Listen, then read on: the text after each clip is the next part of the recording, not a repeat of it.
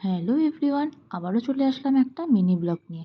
আজকে সানডে, তার উপরে ফ্রেন্ডশিপ ডে। আমি সাজুগুজু করে নিয়েছি আমার বন্ধুর সাথে বেরোনোর জন্য। কার সাথে, কোথায়, দেখার জন্য তো থাকতেই হবে পুরো ব্লগটা। ব্যাস আমি চলে যাচ্ছি গাড়িতে করে, মানে বাইকে করে। আমাকে ছাড়তে এসছেন আমার বর। তারপরে ওই যে দূরে দেখা যাচ্ছে, দেখতে পাচ্ছেন, আমি জুম করে দেখিয়ে দিচ্ছি। ম্যাডাম ওখানে দাঁড়িয়েছেন, আসছেন আমাকে নিতে। দেখুন টুকুস করে মধ্যখান দিয়ে একটা লোক চলে গেল।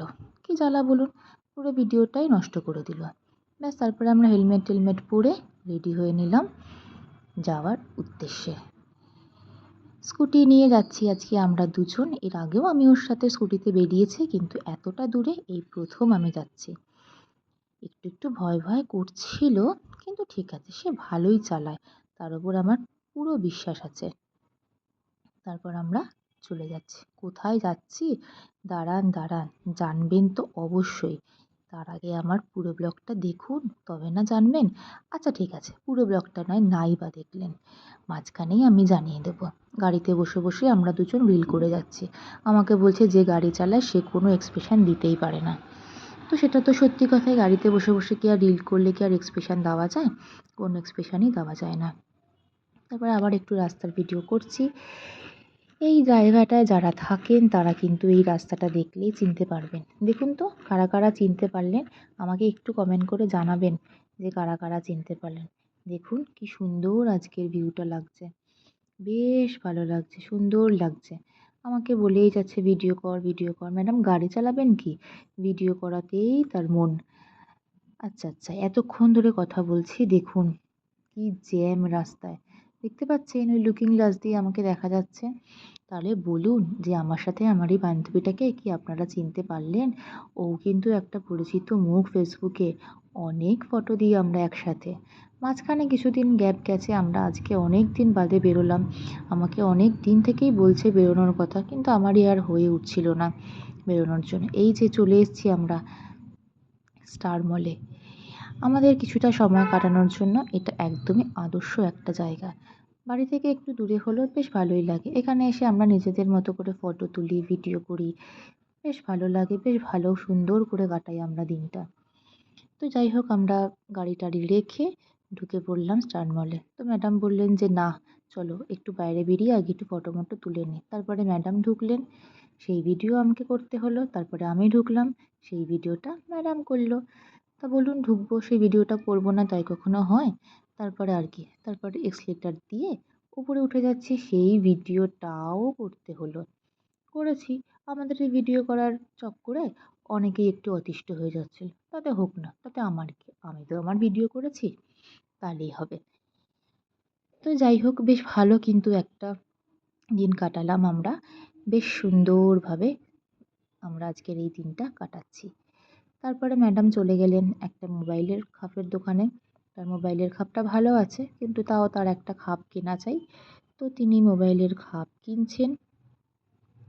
আর কি দেখুন, এখানে কত লোক আজকে। একেতে সানডে, তার ওপরে ফ্রেন্ডশিপ ডে। কোনো ফুড কোর্টে কোনো জায়গা পাইনি জানেন, অবশেষে একটা জায়গা পেলাম। ব্যাস অমনি জায়গা পাওয়া মাত্রই মনে আনন্দে আত্মহারা হয়ে ভিডিও করতে শুরু করে দিলাম। আর আমরা নিয়েছিলাম আজকে ধোসা আর হচ্ছে কোল্ড ড্রিঙ্কস, কোক। তো দেখুন কায়দা মারছি, ওই দেখুন পেছনে যাচ্ছে সামনে আসছে, কি মজা না? বেশ বুমেরাং করেছিলাম আমরা, বেশ ভালো। আর কি, বসে বসে খাওয়া ছেড়ে ভিডিও করতে লাগলাম। আমাদের তো এটাই, ভিডিও পেলে ফটো পেলে আমাদের আর কিছুই চাই না।